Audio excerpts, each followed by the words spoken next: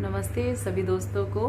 मैं निधि योगिनी अपने YouTube channel yoga with निधि में आप सभी का स्वागत करती हूं और आशा करती हूं कि आप सभी लोग स्वस्थ होंगे, खुश होंगे और बराबर मेरा YouTube चैनल देख रहे होंगे।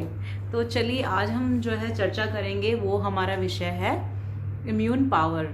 कैसे हम अपना इम्यून पावर बढ़ा सकते हैं, यानी कि इसे हिंदी में हम कहें तो यूं कहेंगे रोग प्रतिरोधक शक्ति, क्षमता। हमारे शरीर में बीमारियों से, रोगों से लड़ने की जो शक्ति होती है उसे हम इम्यून पावर कहते हैं, रोग प्रतिरोधक शक्ति कहते हैं। तो ये बहुत अहम पार्ट है हमारे बॉडी में, हमारे बॉडी का एक अच्छा और इम्पॉर्टेंट फंक्शनिंग इसे हम सिस्टम कह सकते हैं।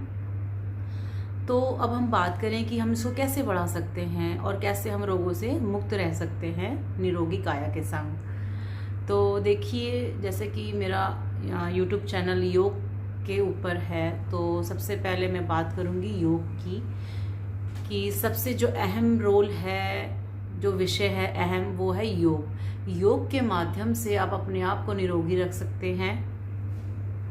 तो योगा में, योगासनास में 4 आसन ऐसे हैं जो कि बहुत ही लाभकारी हैं आपके इम्यून सिस्टम को बढ़ाने में। तो सबसे पहले जो आता है वो आपका इसमें है मत्स्य आसन। इसको हम फिश पोज भी कहते हैं इंग्लिश में। मैं अपना एक नेक्स्ट वीडियो जारी करूंगी बहुत जल्दी ही, उसमें मैं आप सभी को जो है पोस्चर्स ये पूरा प्रॉपर तरीके से परफॉर्म करके आपको दिखाऊंगी टेक्निक वाइज, जिससे कि आप अच्छी तरीके से इनको समझेंगे और इसका लाभ उठाएंगे। तो मैंने बताया पहला जो है मत्स्य आसन ये बहुत ही लाभदायक है आपका इम्यून सिस्टम बढ़ाने में। दूसरा आता है अर्धमस्तेंद्र आसन। ये भी सिटिंग पोस्चर है। मत्स्य आसन जो है वो कमर के बल लेटने वाला आसन है, और अब सेकंड नंबर का जो मैंने बताया वो अर्धमस्तेंद्र आसन, ये सिटिंग पोस्चर में है। तो ये भी बहुत ही लाभकारी है इम्यून पावर बढ़ाने में। और तीसरा आता है आपका स्टैंडिंग पोस्चर, उसमें ताड़ासन को हम लेंगे, जो कि बताया गया है बहुत ही लाभकारी है आपकी रोग प्रतिरोधक शक्ति को बढ़ाने में। और हम चौथा जो इसमें आता है वो है वृश्चिक आसन। तो वृश्चिक आसन भी स्टैंडिंग पोस्चर ही है।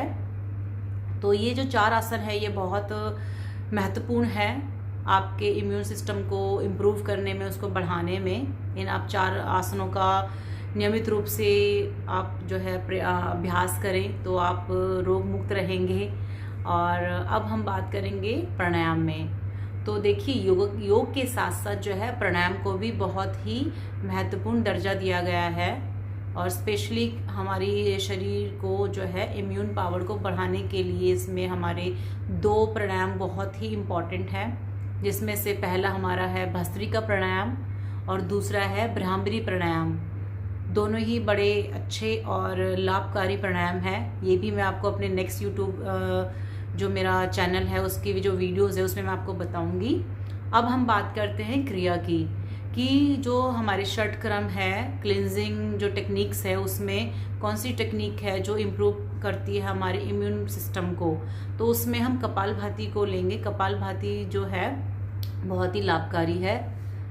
अब हम बात करेंगे नॉर्मल चीज़ें, कि जो हम कहते हैं कि नानी माँ के, दादी माँ के नुस्खे, अगर हम उसकी बात करें तो हम यहाँ पे भी इन चीज़ों को ज़रूर लेंगे। इन चीज़ों से हम अछूते नहीं रहेंगे।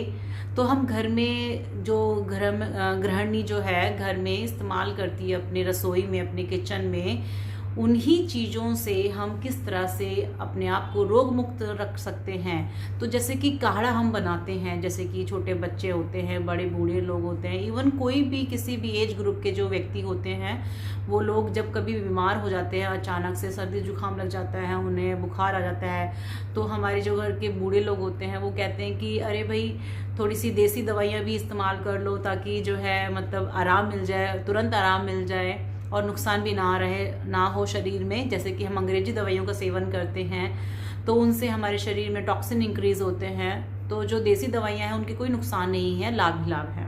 तो इसी प्रकार से इम्यून सिस्टम को बढ़ाने के लिए भी हम देसी इलाज कर सकते हैं योग अभ्यास के साथ साथ। तो देसी इलाज क्या है वो आप जानने की इच्छुक होंगे, तो चलिए हम बताते हैं आपको। देखिए इसका हम काढ़ा बना सकते हैं। और काढ़े में जो इस्तेमाल होने वाली वस्तुएं हैं वो है आपकी इसमें तुलसी, जो कि हर घर में उपलब्ध होती है, आसानी से मिल जाती है आपको। तुलसी है हमारी, अदरक है और काली मिर्च है, साथ साथ लौंग है और हल्दी है, नमक है, गुड़ है। तो इन सभी चीज़ों का मिश्रण, इन सभी चीज़ों को हम पानी में उबाल लें और 5 से 6 मिनट तक हम अच्छे से इनको उबालें। आप अनुमान लगाएं कि 1 गिलास या 1.5 गिलास आपने पानी लिया है, पानी डाला है और सभी इसमें वस्तुओं को आपने डाल दिया है। और जब तक ये पानी आधा ना हो जाए तब तक आपने इसे उबालते रहना है। इसका पूरा जो वस्तु हमने डाली है उनका पूरा रस आना चाहिए बेसिकली पानी के अंदर, तभी ये फ़ायदा करेगा हमें।